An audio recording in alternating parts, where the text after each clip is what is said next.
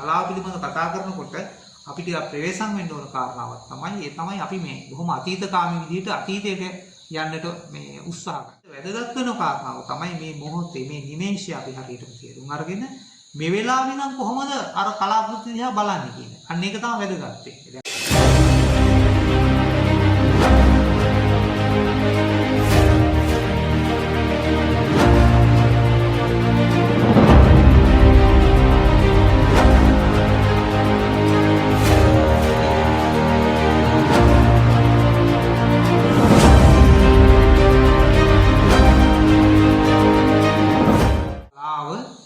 දේශපාලනික දෙයක්ද කලාව දේශපාලනික වෙන්නේ කොහොමද කියන ප්‍රශ්නේ අපිට ඉතාමත් වැදගත් වෙනවා කලාව පිළිබඳව කතා කරනකොට. මොකද දැන් හුඟක් වෙලාවට අපි කිව්වොත් කලාවේ දේශපාලනය මොකක්ද කියලා ඒක නිකන් කෙනෙකුට හිතන්න පුළුවන් මේ පක්ෂ දේශපාලනය කියලා. දේශපාලනය කියන්නේ මේ පක්ෂ දේශපාලනය. එහෙම නැත්නම් දේශපාලන සංවිධානයකට උදව් කරන කලාව. මෙහෙම තමයි අපි හිතන්නේ. දැන් මේ කලාවේ දේශපාලනය මොකක්ද කියන්නේ මෙන්න මේක අපේ තරුණ පරපුර හුඟක් වරදවා වටහා ගත්ත එහෙම නැත්නම් හරියට තේරුම් ගත්තේ නැති දෙයක්. දේශපාලනය කියන්නේ මොකක්ද කලාවේ කියන කාරණා. තව එකක් තමයි අපේ කලාව හදාරනකොට කලාව පිළිබඳ අවධානය යොමු කරනකොට කලාව කියවන විට කලාව රස විඳිනකොට අපිට ඇති වෙන ප්‍රශ්නයක් තමයි අපේ ලංකාවේ විවාහ තේරුම් ගත්තේ නැති ප්‍රශ්නයක් තමයි කලාවේ දෘෂ්ටිවාදය කියලා කියන්නේ මොකක්ද කියලා. දැන් කලාවේ කියනවා කලාකෘතික දෘෂ්ටියයි. දෘෂ්ටිවාදය. මෙන්න මේවා අපි තරම් මේ මොහොතේවා සැලකිල්ලට අරගෙන නැති බව තමයි අපේ. එතකොට කලාවේ නිශ්චිතම දේශපාලනික මොහොත මොකක්ද? දේශපාලනික කලාව මොකක්ද? එතකොට ප්‍රශස්ත කලාවක් සහ එහෙම තවත් කලාවක් තියෙනවා. කලාව කියන්නේ ඔක්කොම එකයිද? එතකොට මෙන්න මේ වගේ ප්‍රශ්න අපි තේරුම් ගන්න ඕනේ. සමාජයේ හැටියට මෙන්න මේ ප්‍රශ්නේ අපි මුහුණ දෙනවා.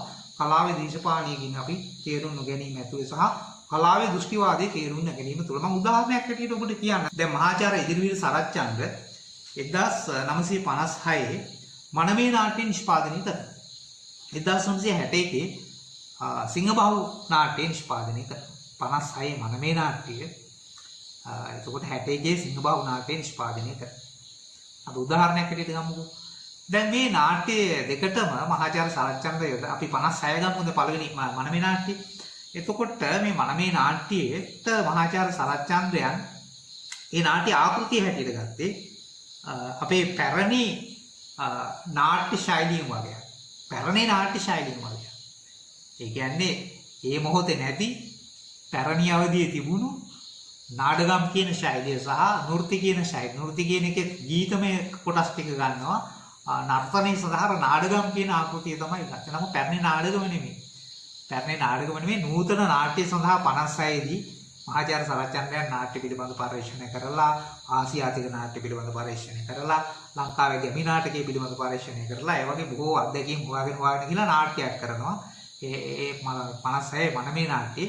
එතකොට මේ නාට්‍ය ආකෘතිය හැටියට එතුමා ගත්තේ අර දකුණු ඉන්දියාවෙන් ඔය වගේ මේ ආව අර මේ නාඩගම් ශෛලිය. නාඩගම් කියන්නේ එහෙම විශාල මේ ආසියාතික නෑගමක් තියෙනවා ඒවට. එහෙම ඔය මුහුද් පළාත්වල ඔය නාට්‍ය මිනිස්සු පෙන්නපු ඒ නාඩගම් ශෛලියක්. ඒ නාඩගම් මද්දල වාදන භාණ්ඩේ මේව අරගත්තා. මේ වර්ගන මනමේ නාට්‍ය කළා.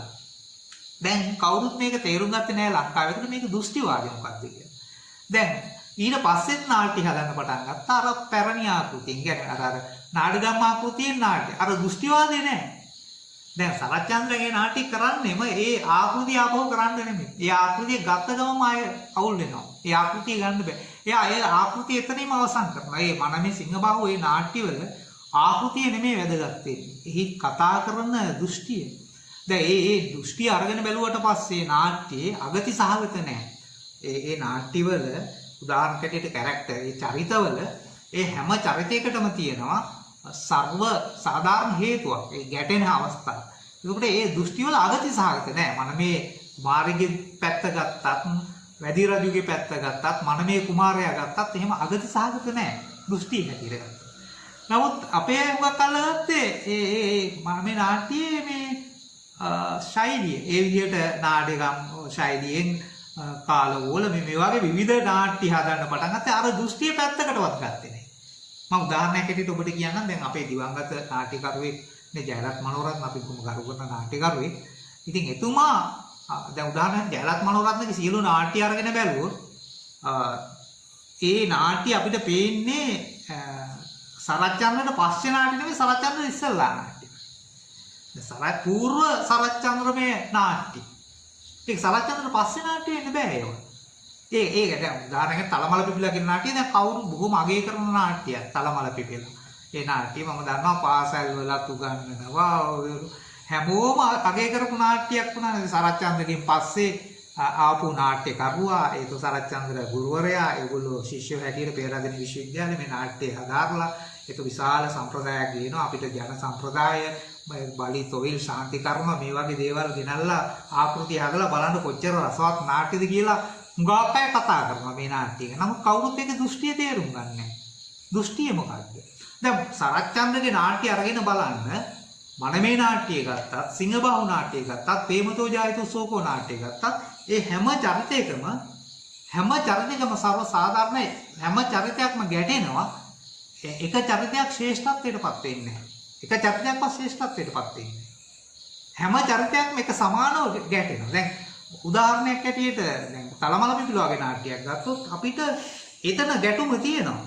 ඒ ගැටුම ඔබට පේනවා ඇති අර වැඩවසම් සමාජ සම්බන්ධතාවයක් තුළ ඉන්න අර ගුරුන්වහන්සේ ශ්‍රේෂ්ඨත්වයටපත් වෙනවා. ඒ නාට්‍ය බලන අපේ වැඩි අනුකම්පාව වැඩි දේ අපේ වැඩි ආකර්ෂණය වැඩි ෂොක් එක අර ගුරුන්වහන්සේගේ පුතාට නෙමෙයි යන්නේ අර වැඩවසම් ගුරුන්වහන්සේගේ.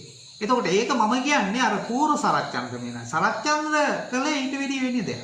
සරච්චන්ද්‍ර නාට්‍ය තුළ කළේ ඊට වෙඩි වෙන දෙයක්. වෙන ගැඹුරක්. මෙන්න මේක තේරුම් ගත්තේ නෑ. ඒකේ ආකෘති විතරක් තේරුම් ගන්නවා.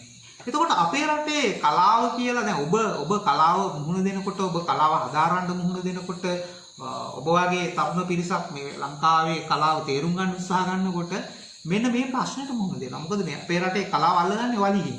අපේ රටේ කලාව අල්ලගන්නේ ආකෘතිය ඇතුලේ. අපේ කලා මද්දලේ ඇතුලේ තමයි මේ කලාව තියෙනවා කියලා හිතන්නේ. ඉතින් දැන් මෙන්න මේ වගේ ප්‍රශ්න. එතකොට දැන් ආචාර්ය ප්‍රේමසිරි කේමදාස් වගේ කෙනෙක් මේ රටේ කරපු වැඩ ටික දැන් මේවා හරිය අපි කියනවා පෙරටුගාමී කියලා. පෙරටුගාමී ඉදිරිගාමී කියලා. පසුගාමී දෘෂ්ටි නෙවෙයි. හින්දා අපේ රටේ අපි කලාව ගැන කතිකාව දැන් අධිපති තත්වයන් ඇතුලේ කතා කරනකොට උනත් අධිපති තත්වයන් කියලා මම කියන්නේ ජනමාධ්‍ය ඇතුලේ රාජ්‍ය දෘෂ්ටිවාදය ඇතුලේ විශ්වවිද්‍යාල පද්ධතිය ඇතුලේ පාසල් අධ්‍යාපන තත්වයන් ඇතුලේ. ඒකට පාසල් අධ්‍යාපනය වෙන්න පුළුවන් විශ්වවිද්‍යාල අධ්‍යාපනය වෙන්න පුළුවන් ජනමාධ්‍ය වෙන්න පුළුවන් රාජ්‍ය ආයතන වීම ඇතුලේ වෙන්න පුළුවන්. ඒතකොට මේකට කියනවා අපි අධිපති කතිකාව අධිපති දෘෂ්ටිවාදය. ඒතකොට කලාව පිළිබඳ ලංකාවේ අධිපති දෘෂ්ටිවාදය ඇතුලේ තවමත් තියෙන්නේ අර ඉතා නිශ්චිතවම මේ කලාවේ තියෙන දේශපාලනය හඳුනා ගැනීම හෝ කලාවේ දෘෂ්ටිවාද හඳුනා ගැනීම නේ මම හිතන්නේ තවමත් අපි සරච්චන්ද්‍ර වගේ කෙනෙක් තේරුම් අරගෙන නෑ. අපි සරච්චන්ද්‍ර ගෝලයෝ කියන අය සරච්චන්ද්‍රගේ පසු පරම්පරාව මේ සියලුම කට්ටිය සරච්චන්ද්‍රගේ ආකෘතිමය දේවල් තමයි අල්ලගත්තේ. ආකෘතිමය දේවල් තමයි අල්ලගත්තේ. මම හිතන්නේ සරච්චන්ද්‍රට ළඟින් ඉන්න සරච්චන්ද්‍ර ගාවට එයාගේ සුජාත පුත්‍රයෙක් හැටියට වගේ මම දකින්න රාජිත දිසානායක වගේ කෙනෙක්. දැන් රාජිත දිසානායකගේ නාට්‍ය ගත්තාම මත් වෙලක් නෑ මනමේ නාට්‍ය සිංහබහු නාට්‍යයේ තියෙන ගායනක් නෑ මොකවත් නෑ. බොහොම ස්වභාවික තත්ත්වයක තමයි මේ අපි කතා කරන අපේ සමාජයේ සිද්ධ වෙන මීඩියා සාකච්ඡාවේදී අපි දකින පාර්ලිමේන්තුවල දකින මේ වගේ සිද්ධි ටිකම තමයි ඔහු නාට්‍ය ඇතුලේ ගේන්නේ. නමුත් ඔහුගේ නාට්‍යයේ කතිකාවක් තියෙනවා. ඔහුගේ නාට්‍ය වල අපිට දේශපාලනයක් කතා කරන්න පුළුවන්. ඔහුගේ නාට්‍ය වල සංවාදයක් දකින්න පුළුවන්. ඔහුගේ නාට්‍ය වල අපි මේ මොහොතේ ජීවත් වෙන අපි මේ මොහොත පිළිබඳ ජීවිත අවබෝධයකට අපිට එන්නට පුළුවන්. එතකොට එතනදී වඩා සාධාරණ ඉටු කරන්නේ සරච්චන්ද්‍ර වගේ කෙනෙකුට රාජ්‍ය දිසානායක වගේ නාට්‍යකරුවෙක් ලංකාවේ සමකාලීන මේ නාට්‍යකරුවෙක්.